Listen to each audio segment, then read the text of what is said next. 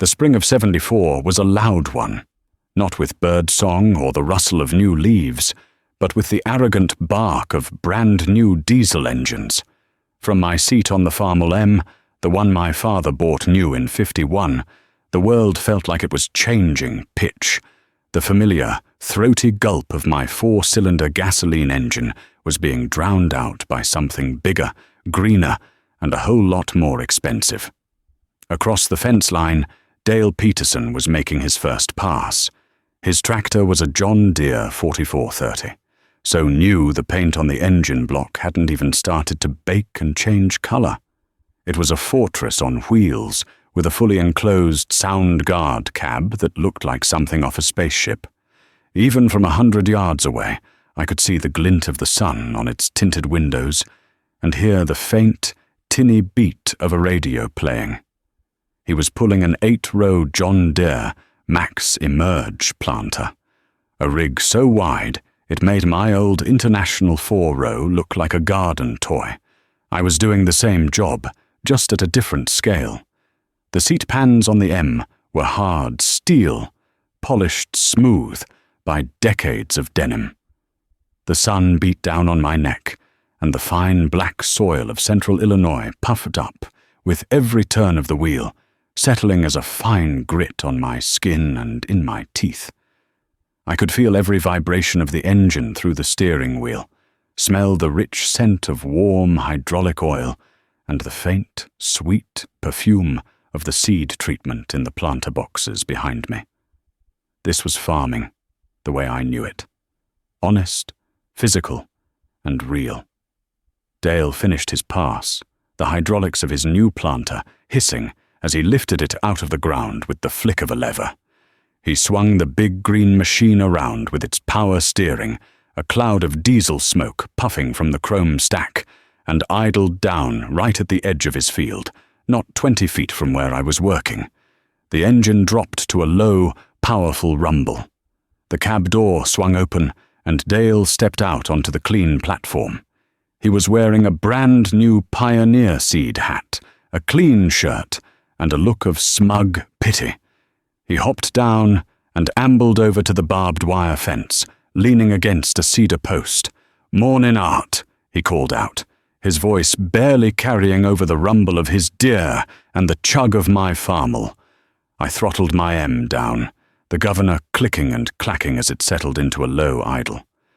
The sudden relative quiet was a relief. "Dale," I acknowledged, nodding. I pulled a grease-stained rag from my back pocket and wiped the sweat from my brow. "Making progress?" he asked, a grin playing on his lips. He gestured with his chin toward my 4-row planter. "Figure you'll be done with this 80 by, what, Memorial Day?" I didn't rise to the bait.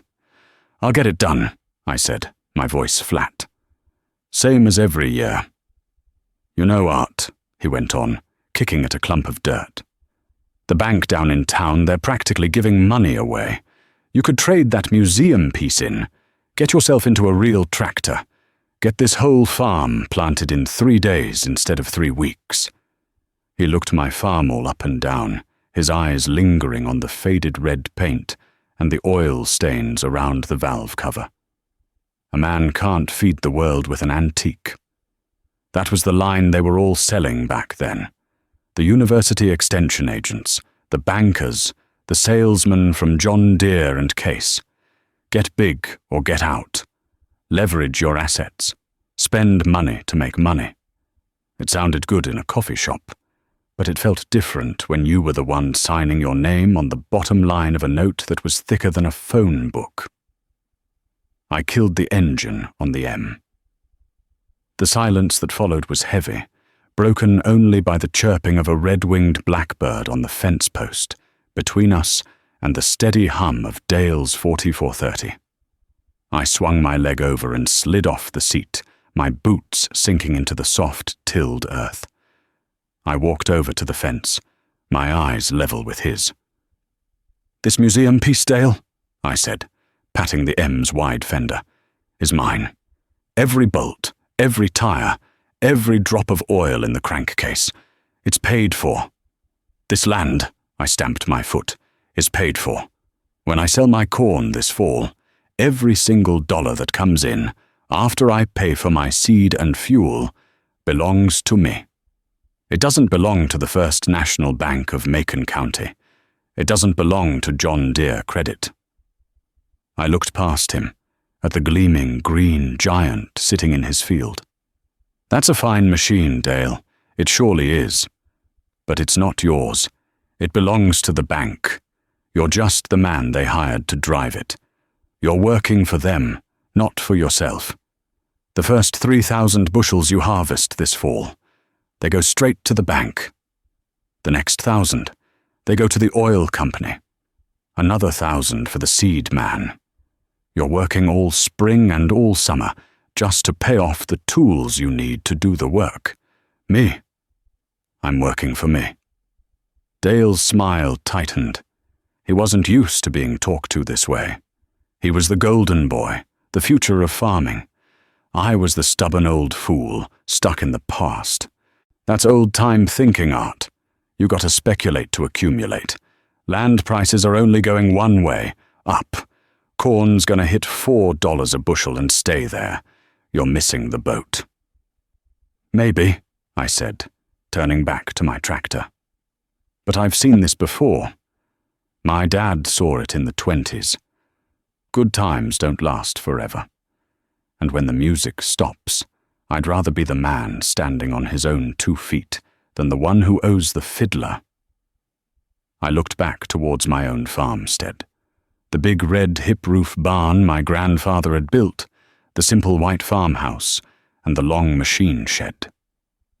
Inside that shed sat my father's other tractor, a 1948 Farmall H, its narrow front end and simple design a testament to an even earlier era.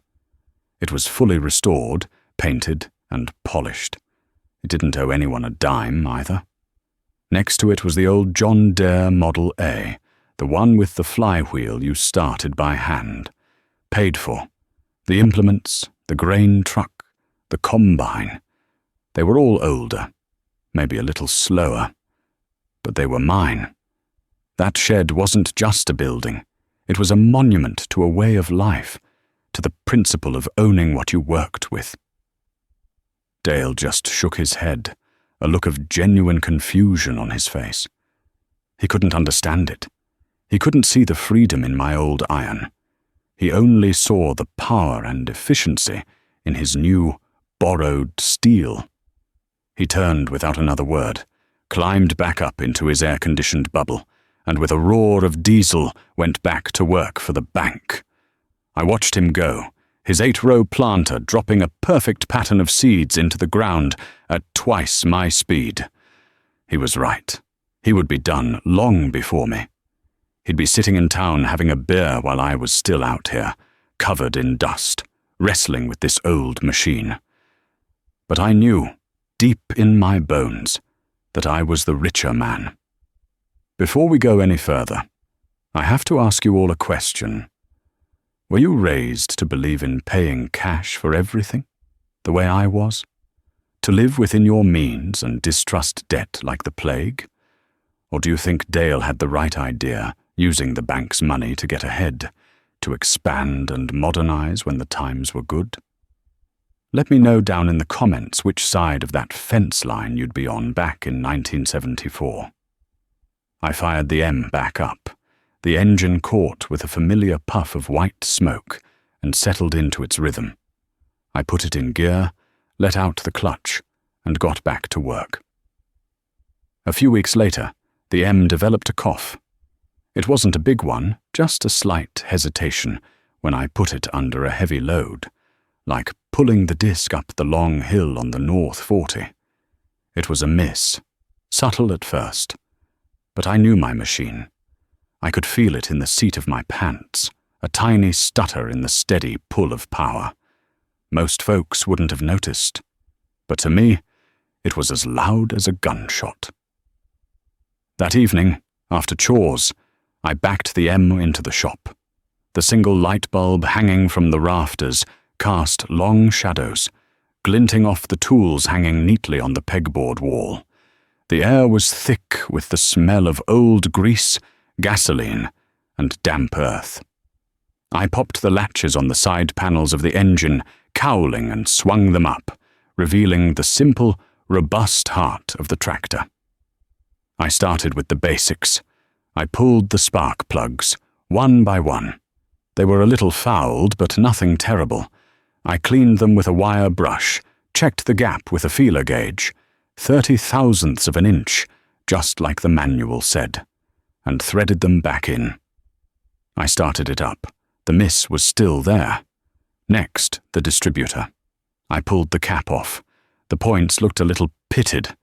I ran a point file between them, cleaning them up until they were smooth and flat, then set the gap with the same feeler gauge. I checked the rotor and the cap for cracks or carbon tracking. They looked fine. I put it all back together. Fired it up again. Still there, that damn miss. This was the part of owning old equipment that the Dales of the world never understood. It wasn't a burden. It was a conversation. The machine talks to you, tells you where it hurts, and you have to be smart enough to listen. I stood there, rag in hand, just listening to the engine idle, my ear tuned to the rhythm. Chug, chug, chug, puff. Chug, chug, chug, puff. It was number 3 cylinder. I was sure of it. I pulled the plug wire off number 3 while it was running. The engine note didn't change. That was it. No spark or a weak one. I swapped the wire with number 2. The miss stayed on number 3. So it wasn't the wire. It wasn't the plug. It wasn't the points.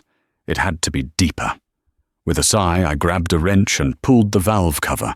The rockers were oily and black, just as they should be. I cranked the engine over by hand, watching the valves for number 3. The intake opened and closed. The exhaust opened and closed. They seemed to be moving okay. But maybe the clearance was off. I got out my feeler gauges again and methodically checked the valve lash on a cold engine. 14,000ths. Every single one was spot on.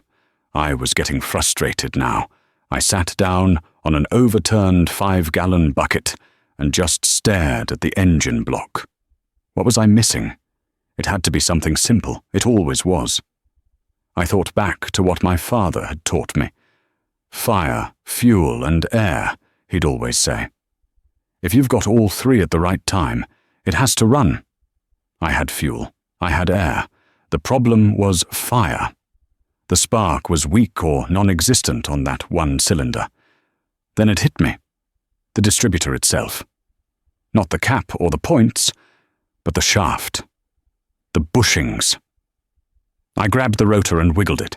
There it was, a tiny bit of side-to-side play. Not much, but enough.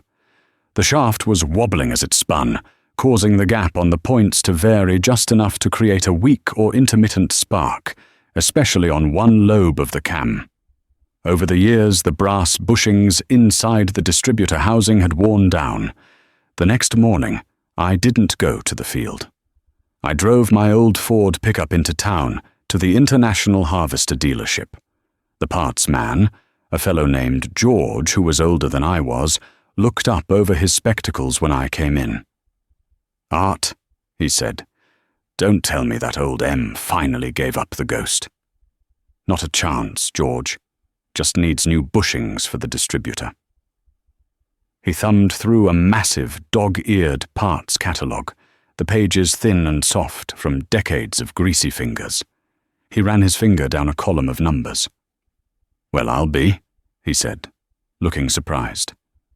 "Got a set right here. Been sitting on that shelf since Kennedy was in office, I reckon." He handed me a small cardboard box. Inside, nestled in waxed paper, were 2 small, perfect brass bushings. They cost me $4.62. Back in my shop, I carefully disassembled the distributor, pressed out the old, worn bushings, and gently pressed the new ones in.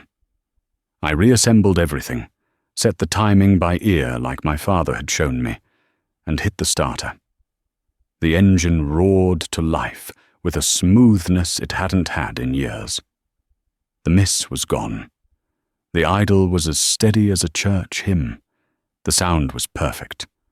I stood there for a long moment, just listening, a deep sense of satisfaction washing over me. Dale could call his dealership and have a mechanic with a fancy truck come out and swap a part for $300. I had listened to my machine, diagnosed the problem myself, and fixed it for less than $5. That was a currency Dale didn't understand. But out in the community, my currency was worthless.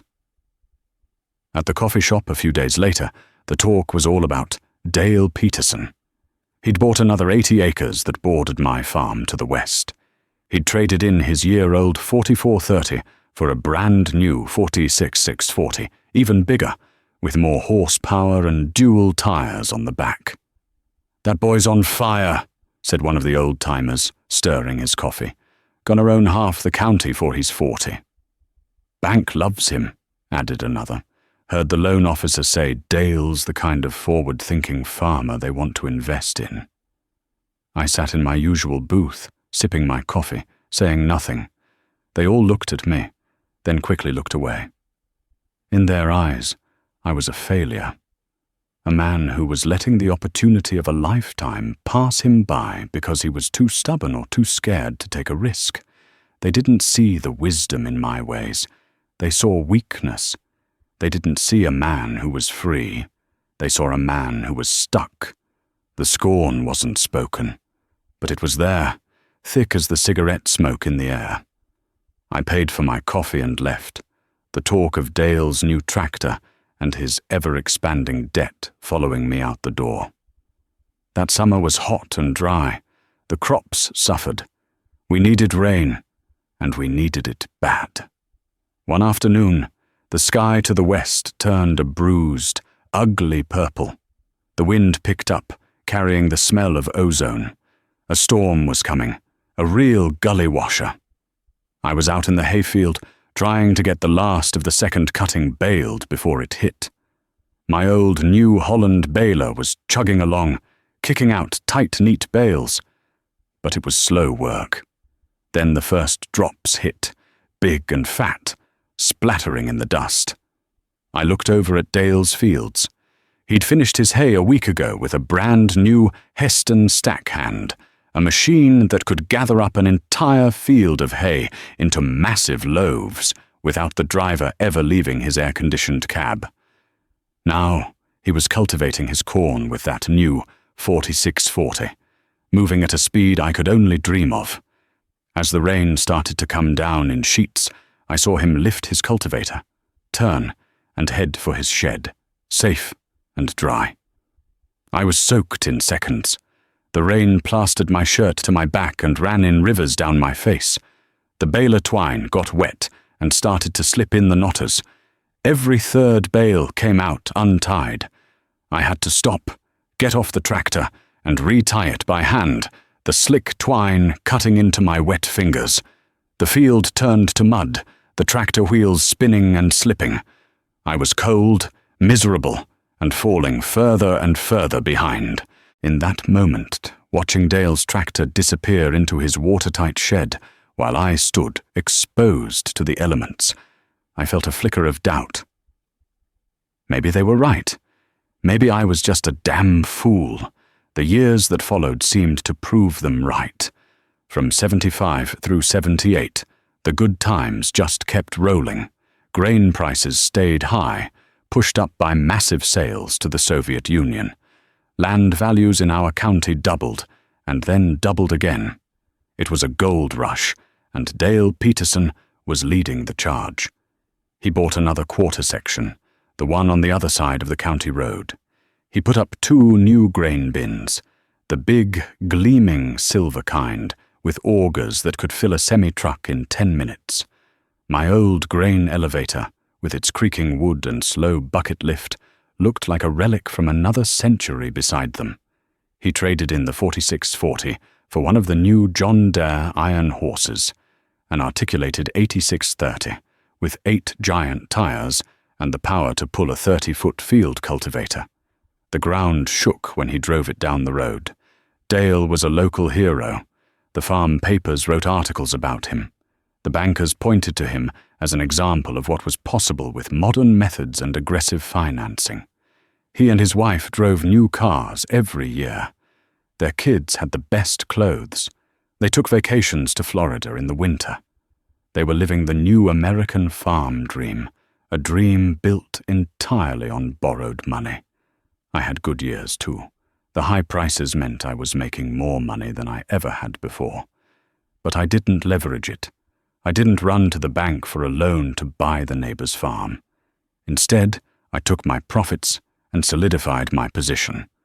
I paid off the small operating loan I took out each spring before the first payment was even due. I put new steel siding on the barn. I replaced all the old wiring in the house. I bought my wife a new kitchen stove for cash. I put a healthy sum into certificates of deposit at the bank, locking in the high interest rates everyone was complaining about.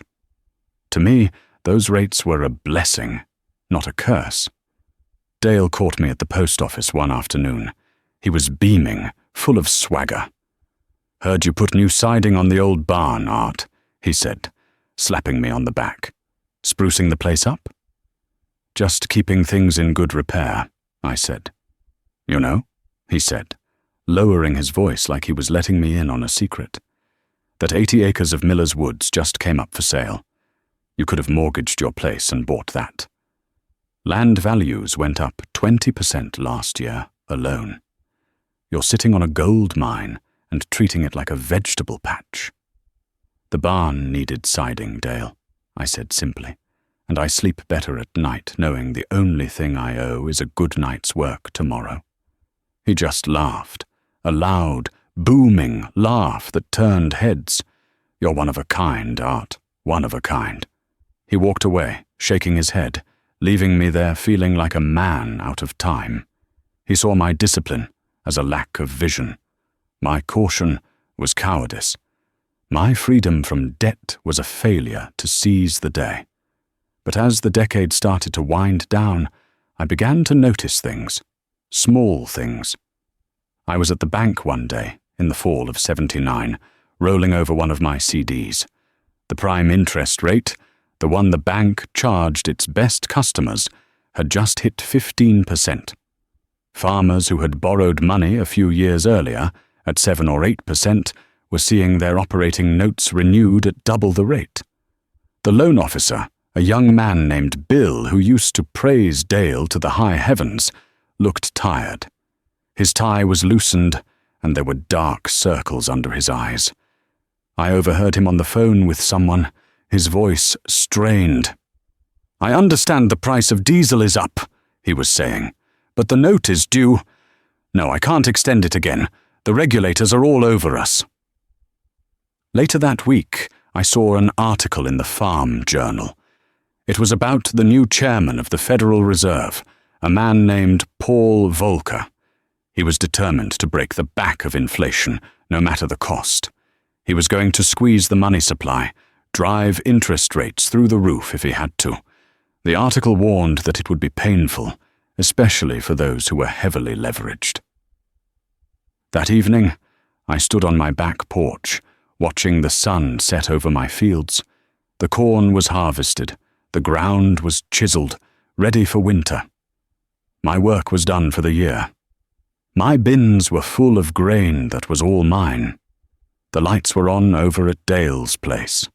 I could hear the roar of his 8630. He was running day and night, trying to get his massive acreage worked under. The big tractor, with its rows of lights making it look like an alien craft in the twilight, moved relentlessly back and forth across the fields he'd bought with the bank's money. It was a powerful sight, a symbol of modern agriculture. But as I stood there in the cool autumn air, I didn't feel envy. I felt a cold knot of dread tightening in my stomach. I knew that giant-financed John Deere wasn't really working for Dale anymore. It was working for the bank, and the bank was about to change the terms of its employment. The first real crack appeared not in the earth, but on paper. In January of 1980, President Carter announced an embargo on grain sales to the Soviet Union. Just like that, the biggest customer we had was gone. The bottom fell out of the market. Corn that had been trading at over $3 a bushel plummeted to $2.20, then $2.10. The price you were paid for your crop was suddenly less than what it cost you to grow it. For me, it was a hard blow. I tightened my belt, deferred plans to reshingle the house, and made do. My cost of production was low. My fuel bill for the gasoline Farmalls was a fraction of what Dale paid to keep his big diesels running. My biggest expense was my time, and I had plenty of that to give. For Dale, the embargo was a catastrophe. His entire business model was based on high volume and high prices. His loan payments were calculated on $3 corn. At $2 corn, he was losing $1 for every bushel he sold. I'd see him at the grain elevator, his face grim as he watched the numbers on the board, the muscles in his jaw tight. The swagger was gone, replaced by a haunted, hunted look. Then the sky turned against us. The spring of 1980 was dry, and the summer was a furnace. Day after day, the sun beat down from a hazy, merciless sky.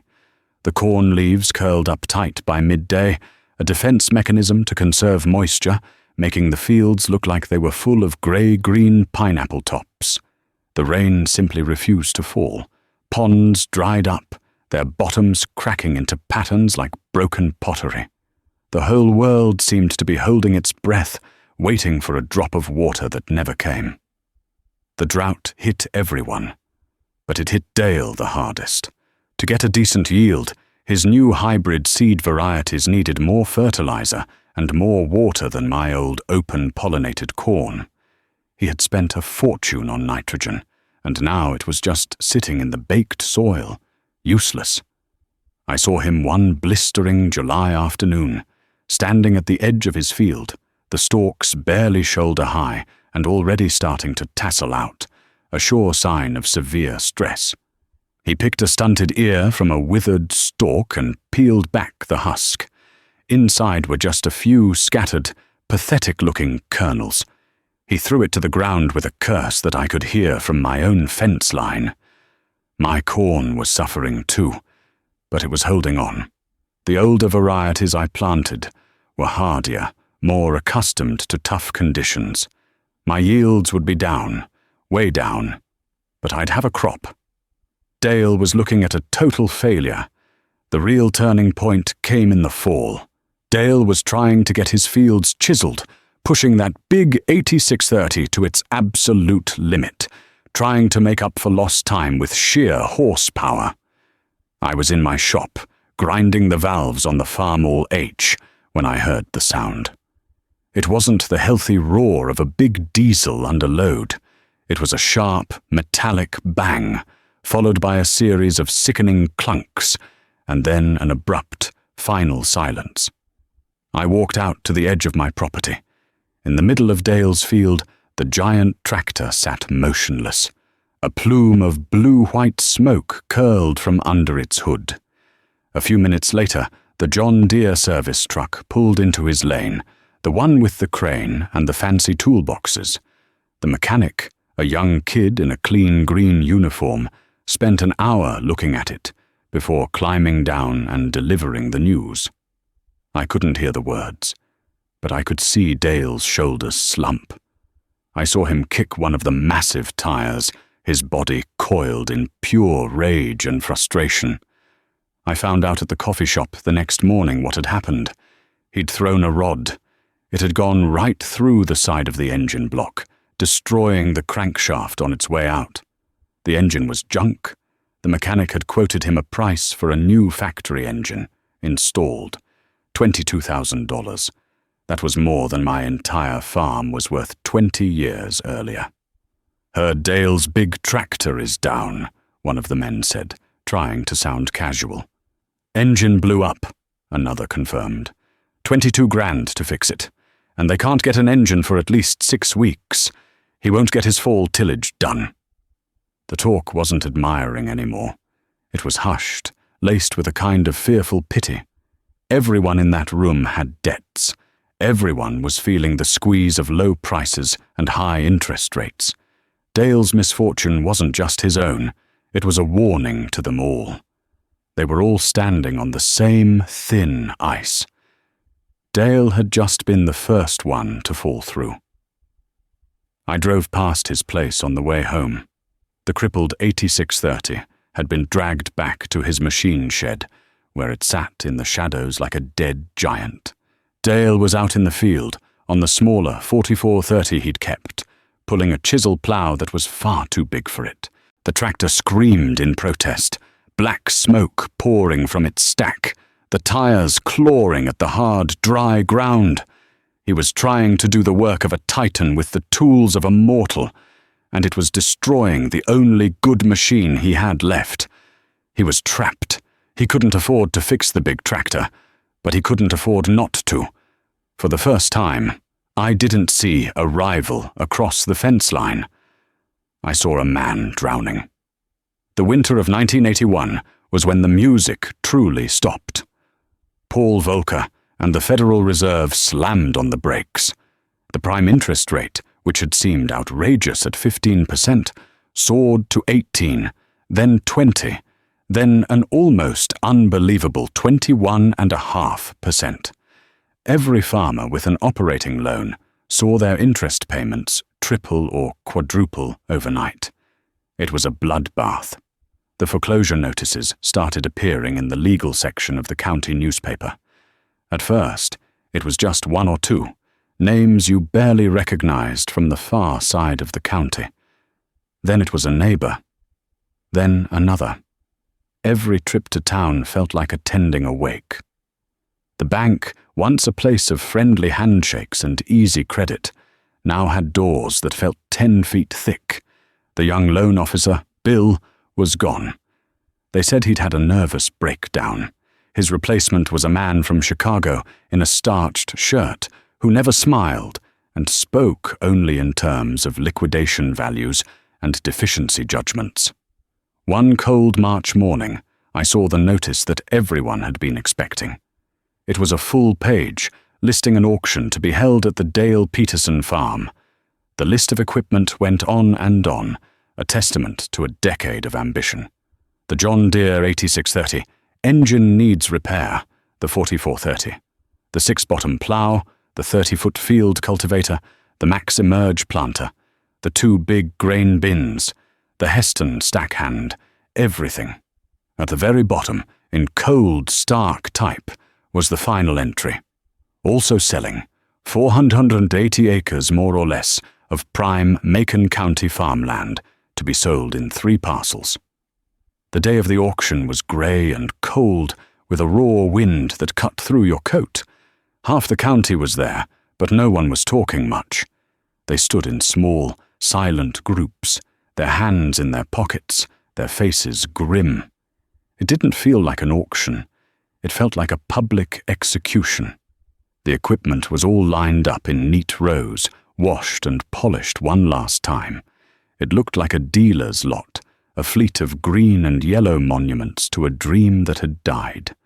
I saw Dale standing by the porch of his house, his wife beside him. He looked like a stranger. His face was pale and thin, and he'd lost so much weight his clothes seemed to hang off him. He stared out at the crowd, at his life's work being appraised and picked over by his neighbors. But his eyes were vacant, like he wasn't really seeing any of it. I didn't go to bid. I couldn't. It would have felt like picking over a corpse. I went, because I felt I had to bear witness. The auctioneer started his rhythmic, hypnotic chant, and the dismantling began. The planter that had so impressed me all those years ago sold for half what Dale had paid for it. The big chisel plough went for a third. The market was flooded with good used equipment from other farm failures, and the prices were rock bottom. Men who were themselves struggling were picking up bargains, but there was no joy in it. I stayed in the background, near my truck. My old Farmall M sat in its shed a mile down the road, warm and dry. It didn't have a payment book. It didn't have a lien against it from the bank. It was mine. In that moment, its faded red paint seemed more beautiful to me than all the gleaming green enamel in Dale's yard. While his machines had been working for the bank, mine had been working for me. While he was out here losing everything, I was solvent. I was safe. I was free. Then they got to the land. The auctioneer described the first parcel, the 160 acres Dale had bought last. It sold for a heart-breakingly low price to an out-of-state insurance company. The second parcel, another 240 acres, went the same way. Finally, they came to the last piece, the Home 80. The original Peterson farmstead, the one his grandfather had homesteaded. It included the house, the barn, the machine sheds. It was his history, his birthright. The bidding was slow. No one wanted to be the one to take a man's home. The man from the bank stood next to the auctioneer, his arms crossed, his face a mask of impatience. The price stalled. The auctioneer tried to coax another bid. "Folks, this is the home place. Good house, good buildings," he pleaded. But the crowd was silent. Then a voice cut through the quiet. "I'll bid," I said. Every head turned to look at me. I saw Dale's eyes focus on me for the first time, a flicker of disbelief and betrayal in them. I ignored him and looked straight at the auctioneer. I named my price, a fair number based on what I knew the land was worth, not the fire sale prices of the day. The man from the bank nodded. The auctioneer started his chant again. "I have a bid. Do I hear another?" Silence. Going once, going twice. The gavel fell with a crack that sounded like a rifle shot in the cold air. "Sold to Art Jenkins." A murmur went through the crowd. I didn't wait around. I walked straight to the clerk's table, wrote out a check from my savings for the 10% down payment, signed the papers, and left. I didn't look at Dale. I couldn't. I just got in my truck and drove home, the weight of what I had done settling heavy in my gut. A few days later, I saw Dale's pickup truck turn into my lane. It was the moment I had been dreading and expecting. He parked behind my house and got out slowly, like an old man. I was on the back porch, fixing a screen door. I put down my tools and waited. He walked up the steps and stopped a few feet from me. He wouldn't meet my eyes. He just stared at the worn floorboards. "I suppose you're here to tell me when you want us out," he said, his voice raspy and hollow. "I'm not," I said quietly. He finally looked up, his eyes filled with a confusion that was worse than the anger I had expected. "Why, Art? Why'd you do it? To gloat? To finally prove you were right all along?" I shook my head. I walked over to the porch railing and looked out across my fields toward the land that was now mine, but felt like his. "My father almost lost this farm in the Depression," I said, my voice barely above a whisper. "The bank foreclosed. He had 30 days to get out. His neighbor, a man named Schmidt, went to the auction. He bought the farm, just like I did. The next day, he came to my father and offered to rent it to him for $1 a year. He told my dad he could buy it back for exactly what Schmidt had paid for it whenever he got back on his feet. It took my father 7 years, but he did it. He got his farm back." I turned to face Dale. "That 80 acres has been in your family for 3 generations. It's not right that it should be owned by some corporation in Chicago. It belongs to a Peterson." I pulled a piece of paper from my shirt pocket. It was a simple, 1-page lease agreement I'd had the lawyer in town draw up. "I'll rent the farm to you, Dale. The house, the barn, the land. You farm it. You pay me a fair cash rent, enough to cover the taxes, and give me a little interest on my money. And this paper gives you the option to buy it back from me any time in the next 10 years, for exactly what I paid for it at the auction. Not a penny more." He stared at the paper, then at me. His face, which had been a mask of hard bitterness, began to crumble.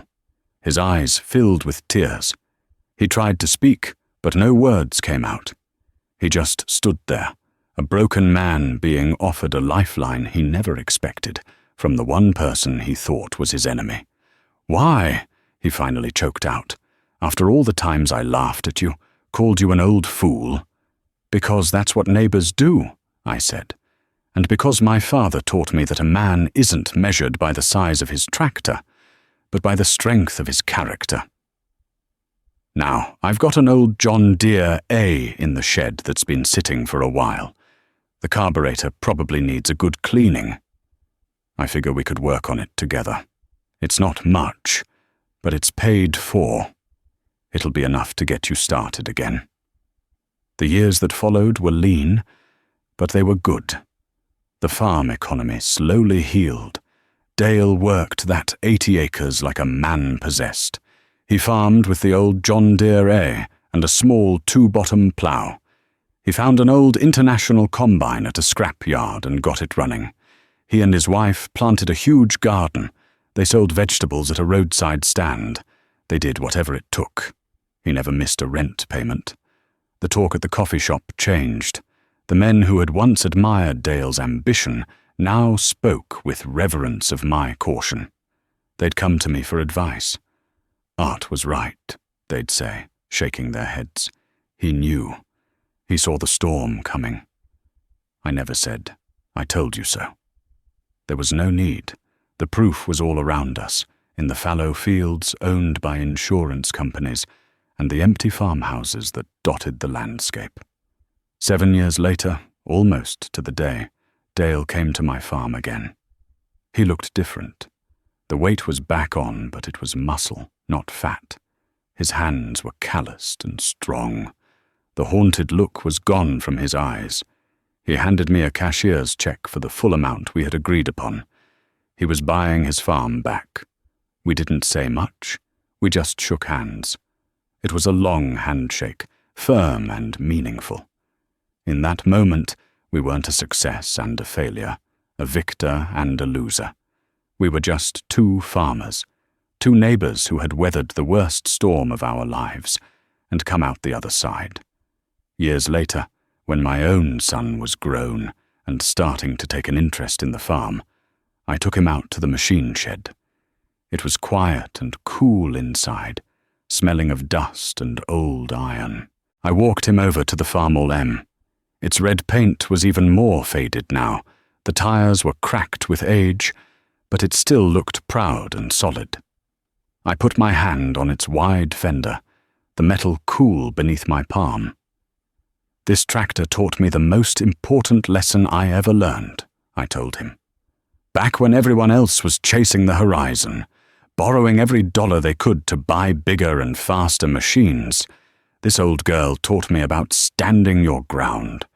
It's not about how much you can borrow, it's about how much you own. It's not about how fast you can plant the crop. It's about whether you'll be here to harvest it." I climbed up onto the hard steel seat, my joints creaking a little. I pulled the choke, turned the key, and hit the starter. The engine turned over once, twice, and then caught with a familiar, throaty gulp of gasoline. It settled into its low, steady idle, the governor clicking and clacking, a sound as familiar and comforting to me as my own heartbeat. It was the sound of survival, the sound of wisdom. It was the sound of a foundation that could not be shaken, a legacy that would endure long after the roar of the financed giants had faded into silence.